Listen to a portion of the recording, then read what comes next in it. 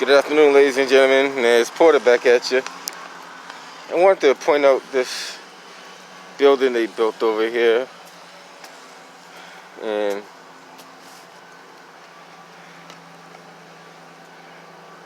just to show you. So this is the driveway, and I'm not sure if that's the driveway.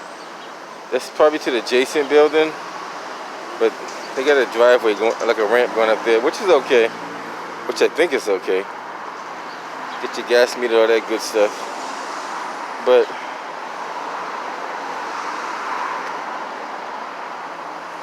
looking at the spacing, like they don't give you a lot of spacing around the building. There's like little to no spacing at all. But the biggest concern is on the other side, is how close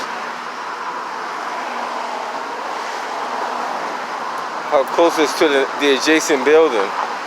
It's literally like you can stick your arm out the window and touch the other building. So my curiosity is how close is too close to a building?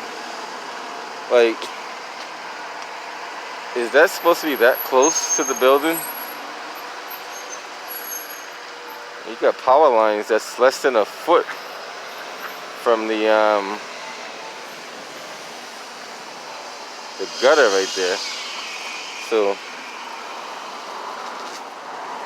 now, if each building is supposed to have an easement or some kind of passageway, then what's the limit? Because it looks like these two buildings are overlapping each other. And I gotta ask the zoning board, like, how close can two buildings be? Two structures really be? If you're supposed to have at least 2 to 3 feet on each side, that's not 2 to 3 feet in the middle. So that's another issue. And this happens more often than you think. This is one of many situations like that. And if that gravel is part of this project, that means that gravel's on the other guy's property. That's what it looks like. But if you look at all the other buildings around here, they got plenty of space. They all got plenty of space between them. Like, space enough to put a driveway in there, basically.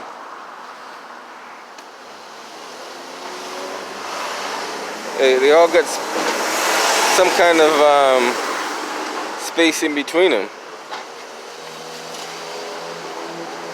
Even when you get up here, they all have space. Like, that's the only building, even over here, that's about 6 to 8 feet of space in between those two buildings.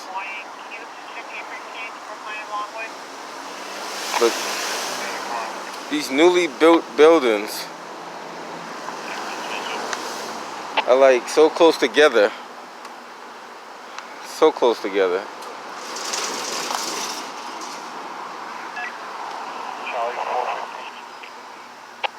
The question is,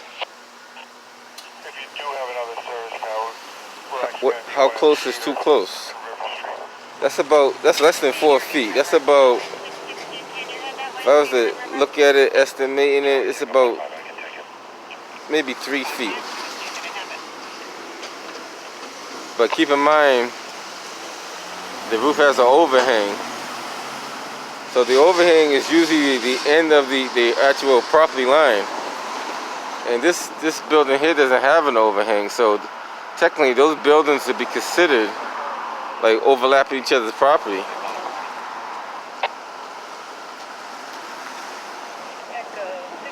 And this is what they do all the time. They find a way to margin it onto somebody else's property. The other question is if that's their property, then is that light pole on city property or on private property? Because if that's the city line, then it should be closer in. So that box, yeah, okay, the box indicates it.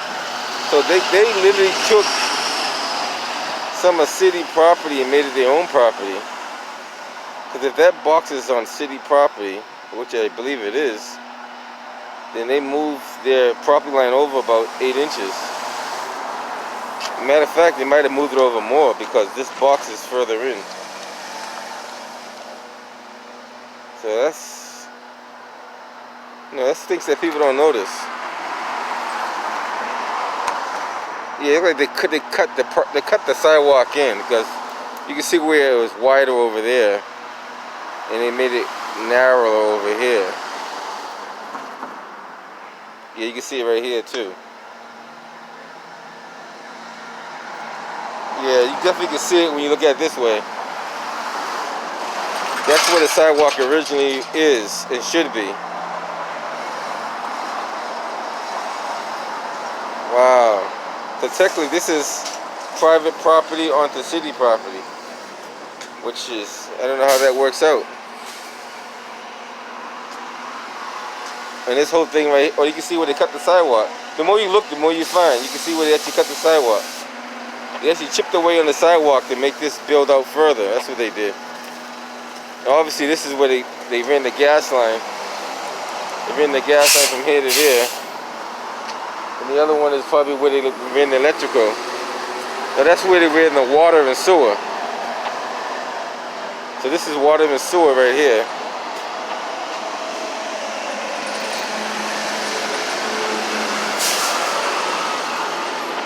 And this one is some type of electrical. That's probably just the for this box right here. Like I said, there's always something going on in the city. So that's One Cedar Street. That never was an address before. That was a vacant lot. So I don't know what it was there way before, but it definitely wasn't a house like that. But that's one of many things that they do in the city. Yeah, they took away like, that's about 2 feet of property right there that they just took away. That would normally belong to the city, and they made it private. Now these building inspectors, they're well aware of all this stuff. They're the ones who sign off on this kind of stuff, so they have to know. They must know. If they don't know, there's something definitely wrong. The other thing I noticed too, there's no I thought the new fire code is supposed to be a sprinkler head on the overhead right here, and there's no sprinkler head right there. But I don't know if this building is sprinklerized either. But I thought the newer buildings that you built, they want them to be sprinklerized. See, Boston Fire Department has a selective fire code. They pick and choose how they enforce it and who they enforce it on. A lot of buildings that are built like this, they want them to be sprinklerized, but that one is not sprinklerized. So I don't know what's going on with that. I gotta find out exactly what they're looking for, because they always tell you if it's a multi-dwelling, they want it sprinklerized. So it is what it is. But until next time, guys, just want to show you. Well, they paint the rocks here too. I just noticed that. I wonder who those rocks belong to. Are those rocks private, or are those private rocks or city rocks? That's interesting. House is literally built around the rocks.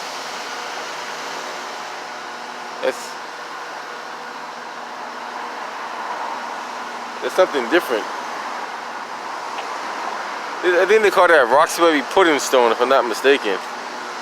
I don't know if those were put that way, or they had to be put that way. There's no way that came that way.